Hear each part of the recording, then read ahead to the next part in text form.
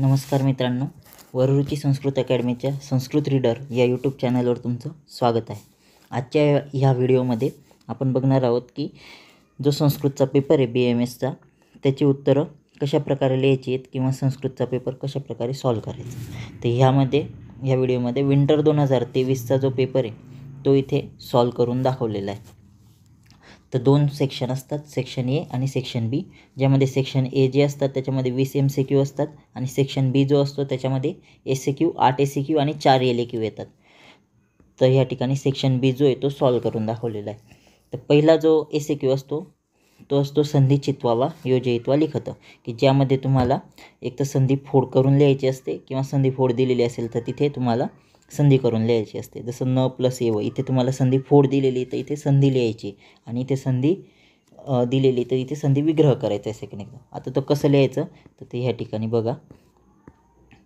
बघा इथे सॉल्व करून दाखवलेलं आहे। आता पहिलं जे होते न प्लस एव, संधी फोड दिलेली होती त्याची संधी लिहायची नैव, न प्लस एवची संधी होईल नैव। बृहेत व्याधी भैषज, इथे संधी दिलेली फोडायची आहे, संधी विग्रह लिहायचा आहे बृहेत प्लस व्याधी भैषज। सत प्लस चित त्याचे येईल सच्चित। छात्रस तिष्ठती त्याचे येईल छात्रः प्लस तिष्ठती। अप्यनुग्रहम याचे येईल अपि प्लस अनुग्रहम। आता इथे फक्त संधी विग्रह किंवा संधी दिलेली असेल तर संधी फोड करून किंवा संधी विग्रह दिला असेल तर संधी करून लिहायचं आहे, बाकी काहीच नाही लिहायचं आहे। सेकंड जो क्वेश्चन येतो तो येतो तुम्हाला समासवरती। इथे पण समास विग्रह दिलेला असेल तर समास लिहायचा आहे आणि समास दिला असेल तर समास विग्रह लिहायचा आहे। आता इथे समस्त विग्रह दिलेला होता त्याचं समस्त पद लिहायचं होतं। तंत्रस्य कर्ताचं येईल तंत्रकर्ता। स्वस्थ हितम, इथे समस्त पद दिलं आहे त्याचा समास विग्रह लिहिला आहे स्वस्थाय हितम। न ज्ञातः त्याचं येईल अज्ञातः। यथापूर्वमचं येईल पूर्वम अनतिक्रम्य। तर सार किट्टव त्याचं येईल सारच किट्टहच।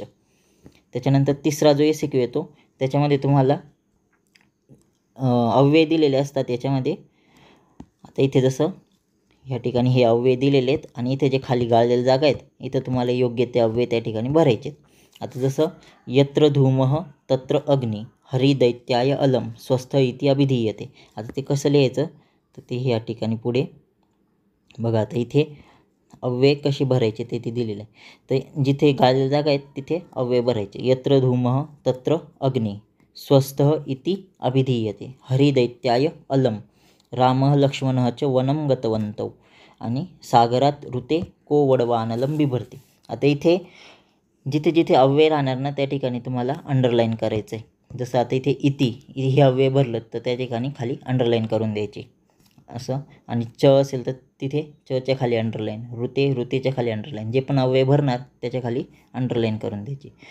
नंतर तुम्हाला शब्दरूप लिहायला येतील। तर शब्दरूप लिहिताना जे पण रूप दिलेलं आहे त्याचं विस्तृत रूप त्या ठिकाणी लिहायचं। जसं तस्से हे याचं रूप विचारलेलं शब्दरूप, तर तस्सेचं तत्सर्वनामाचं रूप आहे तत्सर्वनाम स्त्रीलिंग चतुर्थी एकवचन, हे त्याचं पूर्ण रूप येणार। अश्रुनी अश्रू उकारांत नपुसकलिंगी बहुवचन। मरुताचं येईल मरुत्तकारांत पुल्लिंग शब्द तृतीया एकवचन। धेन्वा धेनु उकारांत स्त्रीलिंग शब्द तृतीया एकवचन। मातृनाम मातृऋकारांत स्त्रीलिंग शब्द षष्टी बहुवचन। तर अशा प्रकारे त्या ठिकाणी रूप लिहायचे। नंतर जो 5वा SCQ आहे त्याच्यामध्ये उपसर्ग दिलेले राहतील आणि त्याचा वाक्यात उपयोग करायचा। तर याचे जे तुम्ही 22 उपसर्ग एकूण आहेत त्याचे जे वाक्य पाठ केले असतील तर ते वाक्य त्या ठिकाणी लिहायचं। जसं हे उपसर्ग विचारला होता त्याचं वाक्य लिहिलं गोपालः नगरम उपवसती। आता उपसर्गाचा वापर करताना मोस्टली एवढं लक्षात ठेवायचं की तो धातूसोबतचा उपसर्ग असेल तर त्याचा वाक्यात उपयोग करायचा, धातूसोबतच्या उपसर्गाला प्रेफरन्स द्यायचा। जसं इथे वापरलं उपवसती, वस धातूला उपसर्ग लावला। तसं उद्याने पुष्पाने सुशोभनते, इथे सुशोभनते, इथे हा उपसर्ग आलेला आहे ह्या धातूमध्ये। नंतर हिमालयात गंगा प्रवहती, उपसर्ग आहे त्याचं वाक्य घेतलं हिमालयात गंगा प्रवहती। अभि हा उपसर्ग होता त्याचं वाक्य घेतलं रमेशः सन्मार्गम अभिनिविष्यते। नंतर प्रति महिला देवालयम प्रतिगच्छती, असं उपसर्गाचा वाक्यात उपयोग करायचा। नंतरचा जो SCQ आहे 6वा SCQ त्याच्यामध्ये तुम्हाला जे एकतर विशेष्य दिलेलं राहील किंवा मग प्रत्यय दिलेले राहतील आणि ते प्रत्ययाचा तुम्हाला वाक्यात उपयोग करायचा आहे। जसं उष्णम अंबू, आता जेव्हा विशेषण विशेष्य वाक्यात उपयोग करणार ना त्यावेळेस जी विशेष्याची विभक्ती घेणार आहे तीच विभक्ती विशेषणाची पण घ्यायची, एवढं लक्षात ठेवायचं. जर ॲज इट इज वापर करणार तर ॲज इट इज वापर करायचा. जसं इथे सह उष्णेन अंबुना स्नानं करोति, तर याच्यामध्ये उष्णेन अंबुना, तर अंबुना तृतीया घेतली अंबू शब्दाची, तर उष्ण शब्दाची पण तृतीया घेतली उष्णेन. असं त्या ठिकाणी विशेषण विशेष्य दोघांची विभक्ती सारखी घ्यायची वाक्यात उपयोग करताना. तसंच रम्यानगरी, तर मुंबई रम्यानगरी असती, रम्या आणि नगरी दोघांचा वापर त्या ठिकाणी केलेला आहे विशेषण विशेष्य. नंतर दृश्य प्लस त्वा, इथे प्रत्ययचं ॲप्लिकेशन आलेलं आहे. त्वा प्रत्यय दृश्य धातूला लावायचा आहे, रूप तयार होतं दृष्ट्वा. तर भ्रमरः पुष्पम दृष्ट्वा आनंद येते, भ्रमर पुष्प पाहून आनंदित होतो, तर ह्या ठिकाणी भ्रमरः पुष्पम दृष्ट्वा, दृष्ट्वा शब्द त्या ठिकाणी आला, उपयोग केला वाक्यात उपयोग दृष्ट्वा. आता जे पण वाक्यात उपयोग करणार त्याला खाली अंडरलाईन करून द्यायची. तसं पठ प्लस तुमून पठितुम, तर पठितुमचा वाक्यात उपयोग करायचा आहे. तर दिनेशः पुस्तकम पठितुम ग्रंथालयम गच्छति, तर इथे पठितुम हा शब्द वाक्यात उपयोग केलेला आहे, त्याला अंडरलाईन करून द्यायचे. रक्तम पुष्पम म्हणजे लाल पुष्प, तर गणेशाय रक्तानी पुष्पानी रोचन्ते, आता इथे रक्तानी पुष्पानी, पुष्प शब्द बहुवचनात घेतला म्हणून रक्त शब्द पण बहुवचनात घेतला. तर जेव्हा आपण वाक्य बनवणार विशेषण विशेष्यमध्ये त्यावेळेस जे विशेष्याची लिंगवचन विभक्ती घेणारे तीच विशेषणाची पण घ्यायची, हे इथं लक्षात ठेवायचं. नंतर जी, आता हा जो आहे नंतर 7वा जो एसिक्यू आहे त्याच्यामध्ये धातू दिलेले आहेत आणि धातूचं रूप लिहायचं आहे. जसं अरोचंत हा धातू दिलेला होता, त्याचं रूप लिहायचं होतं रुच रोच. आता रूप लिहिताना मूळ धातू लिहायचा, नंतर गण लिहायचा, पद लिहायचं, लकार लिहायचा आणि पुरुष आणि वचन लिहायचं. तर गण नाही लिहिता आला तरी चालेल, पण मूळ धातू, पद, लकार आणि पुरुष आणि वचन एवढ्या गोष्टी महत्त्वाच्या आहेत. आता अरोचंतचा मूळ धातू येतो रुच रोच, पहिला गण, आत्मनेपद, लंगलकार, प्रथम पुरुष, बहुवचन. जे लकाराचे जे चार्ट आहेत ते जर का पाठ राहिले तर हे सॉल्व करणं सोपं जातं. मन्यसे, याच्यामध्ये मन धातू आहे, चौथा गण, परस्मय आत्मनेपद, लट लकार, मध्यम पुरुष, एकवचन. नंतर सिंचाम, आता ह्या ठिकाणी सिंच धातू आहे, सिच सिंच, 6वा गण आहे, परस्मयपद, लोट लकार, उत्तम पुरुष, बहुवचन. उत्तम पुरुषचे जे प्रत्यय आहेत लोट लकाराचे ते त्या ठिकाणी पाठ असतील तर लगेच उत्तर येतं. चिंतेष्यति, चिंत 10वा गण, परस्मयपद, लृट लकार, भविष्य काळाचे प्रत्यय इथे प्रथम पुरुष, एकवचन. पठेत, पठ पहिला गण, परस्मयपद, लिंगलकार, प्रथम पुरुष, एकवचन. नंतर जो लास्ट एसिक्यू आहे त्याच्यामध्ये तुम्हाला कारक ओळखायचं असतं. आता याच्यात वाक्य दिलेले असतात आणि त्याच्यानुसार तुम्हाला कारक ओळखायचं असतं. तर याचे वाक्य बघा कसे दिलेले आहेत. मग आता ह्या ठिकाणी इथे वाक्य दिलेले आहेत, एकस्मिन ग्रामे. आता इथे वाक्यामध्ये हे जे अंडरलाईन केलेला शब्द आहे ग्रामे, वैद्याय, क्षेत्रम, दोषाम आणि मांसात, हे अंडरलाईन केलेल्या शब्दाचं कारक ओळखायचं आहे आणि तिथे तुम्हाला त्याचा अर्थ लिहायचा आहे. तर कारक ओळखताना विभक्तीवरून आपण त्याचं कारक ओळखतो. आता त्याचे उत्तरं खाली दिलेले आहेत ते बघा, आपण त्याचे कारक लिहिलेले आहे आणि अर्थ लिहिलेला आहे उत्तरांमध्ये. आता इथे बघा ग्रामे हा जो शब्द दिलेला होता अंडरलाईन केलेला, याच्यामध्ये बघा कारक येतं अधिकरण कारक, ग्रामे सप्तमी म्हणून आपण अधिकरण कारक घेतला. अर्थ येतो त्याचा गावामध्ये, एकस्मिन ग्रामे, एका गावामध्ये. वैद्याय, आता इथे वैद्याय चतुर्थी विभक्ती आहे. आता रुच धातूवरून पण आपण त्या ठिकाणी वैद्याय हे संप्रदानकारक हे आपण ठरवू शकतो. वैद्याय पथ्यकथनम रोचते हे त्या ठिकाणी वाक्य होतं. रुच धातूवरून पण त्याचं कारक ओळखता येतं. तर त्याचं कारक येईल संप्रदानकारक, अर्थ होतो वैद्याला. तर क्षेत्रमचं कारक येतं, आता इथे क्षेत्रम द्वितीयामध्ये म्हणून कर्मकारक, अर्थ येतो शेताला. आणि दोषाहा, आता याचं कारक येतं कर्ताकारक आणि अर्थ होतो दोष. जे कर्ताकारक असताना त्याचं अर्थ ॲज इट इज लिहायचा. मांसात, नंतर त्याचं कारक येईल अपादानकारक, अर्थ येतो मांसापासून. मांसात मेह प्रजा येते, तर मांसातपासून असं त्याचा अर्थ होतो. नंतर एलेक्यू असतो पुढच्या याच्यामध्ये 4 एलेक्यू येतात. एलेक्यूमध्ये तुम्हाला पहिला जो एलेक्यू आहे याच्यामध्ये तुम्हाला शब्दरूप ओळखायचं असतं आणि त्याचं वाक्यात उपयोग करायचा असतो. तुम्हाला असं शब्दरूप दिलेलं आहे बघा ह्या ठिकाणी. हा एलेक्यू जो आहे याच्यामध्ये तुम्हाला इथे शब्दरूप उच्चित शब्दरूपम विलिख्य वाक्य योजयेत असा हा एलेक्यू येणार. याच्यामध्ये वृक्ष अकारांत पुल्लिंग पंचम एकवचन असं रूप दिलेलं राहील आणि त्याचं रूप ओळखून वाक्यात उपयोग करायचा. आता खाली जे दिलेले आहेत, खाली डायरेक्ट रूप लिहिलेलं आहे आणि त्याचा वाक्यात उपयोग केलेला आहे उत्तरांमध्ये बघा. आता इथे डायरेक्ट रूप लिहिलं आणि त्याचा वाक्यात उपयोग केला. वृक्ष अकारांत पुल्लिंग पंचमी एकवचनचं त्या ठिकाणी म्हटलं तर वृक्षात. आता त्याचं वाक्यात उपयोग केला वृक्षात पर्णम पतती. आता जेव्हा वाक्यात उपयोग करणार तर जो पण शब्द वाक्यात उपयोग केलेला आहे त्याच्या खाली अंडरलाईन करायची. वृक्षात पर्णम पतती. राज्ञा, इथे राजन शब्दाची तृतीया होती तर राज्ञा येईल राजन शब्दाची तृतीया.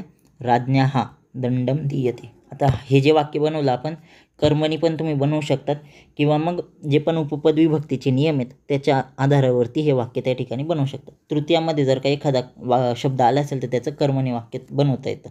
तर राज्ञा दंडम दीयते हे कर्मणी वाक्य बनवलेलं आहे. राजाद्वारे दंड दिला जातो. तर इथे संहिता शब्दाचं षष्टी बहुवचन विचारलेलं होतं. त्याचं येतं संहिता नाम. तर संहिता नाम चरक संहिता श्रेष्ठ असते.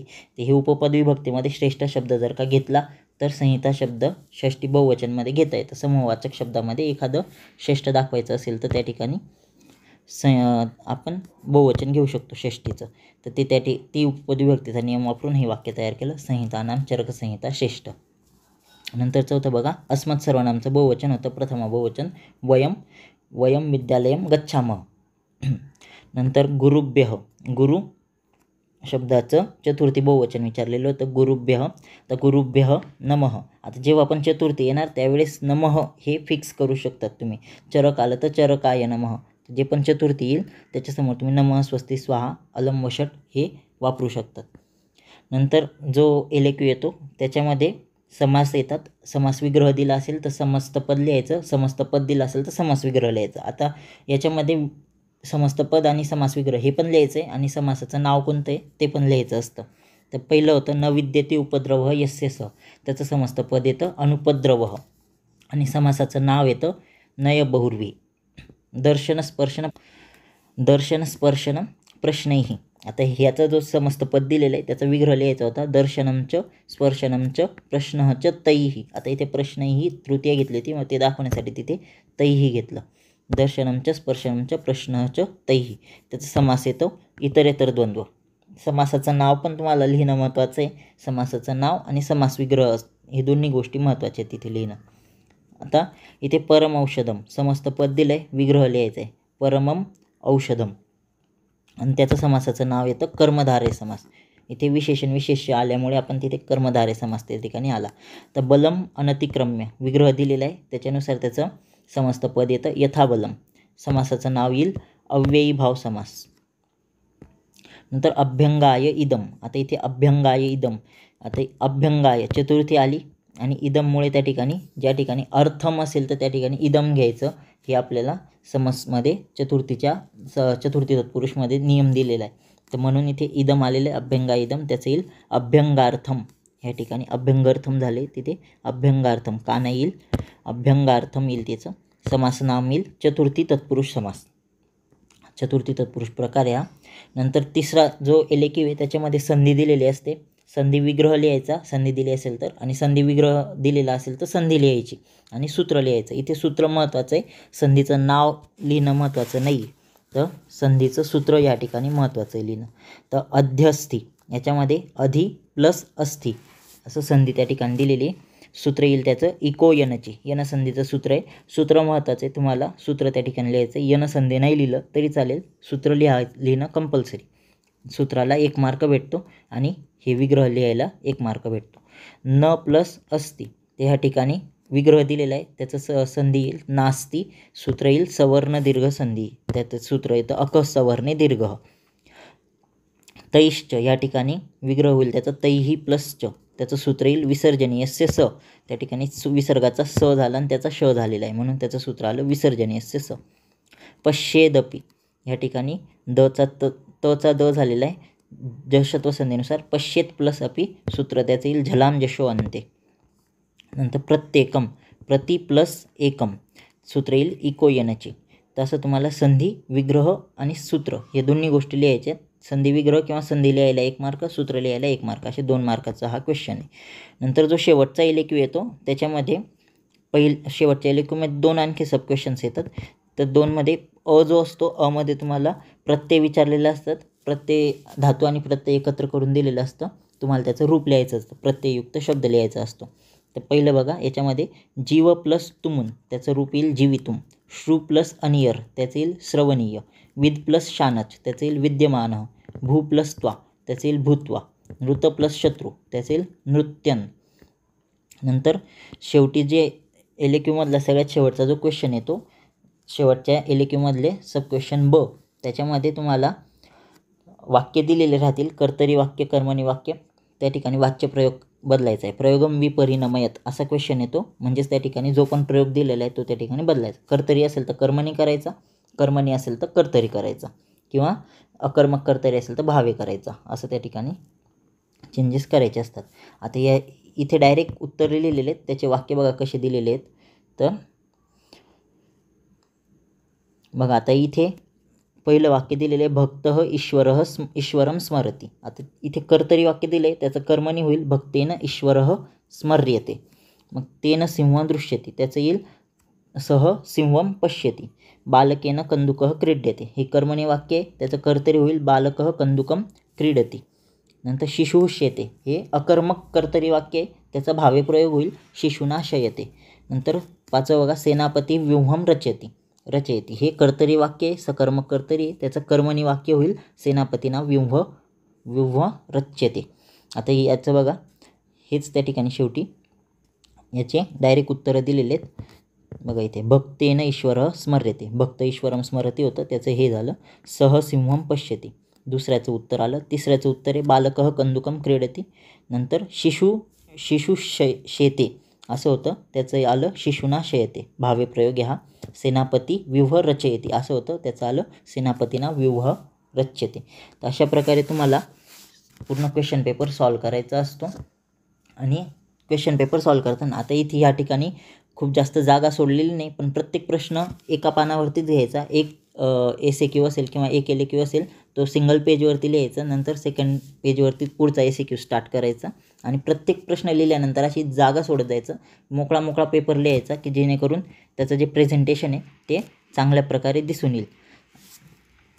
हा जो पेपर आहे हा तुम्हाला डाउनलोड करायचा असेल तर खाली लिंक दिलेली डिस्क्रिप्शन बॉक्समध्ये, तिथून तुम्ही पेपर डाउनलोड करू शकतात. व्हिडिओ आवडला असेल तर ह्या व्हिडिओला लाईक करा, आमच्या या चॅनलला सबस्क्राईब करा आणि तुमच्या इतर मित्रांसोबत देखील हा व्हिडिओ शेअर करा. वरुची संस्कृत अकॅडमीच्या टेलिग्राम चॅनलला तुम्ही जॉईन करू शकतात. खाली डिस्क्रिप्शन बॉक्समध्ये टेलिग्राम चॅनलची लिंक दिलेली आहे, इंस्टाग्राम चॅनलची देखील लिंक दिलेली आहे आणि व्हॉट्सअप ग्रुपची देखील लिंक दिलेली आहे. तुम्ही आमच्यासोबत जोडू शकतात. आणि वरुची संस्कृत अकॅडमीचे जे पण येणारे कोर्सेस आहेत याबद्दल देखील अपडेट या चॅनलवरती देण्यात येईल. लवकरच येणाऱ्या 24-25 ह्या बॅचसाठी पण कोर्स सुरू करणार आहे, तर त्याबद्दलची अपडेट देखील टेलिग्राम चॅनलवर आणि व्हॉट्सअप ग्रुपवरती देण्यात येईल. धन्यवाद.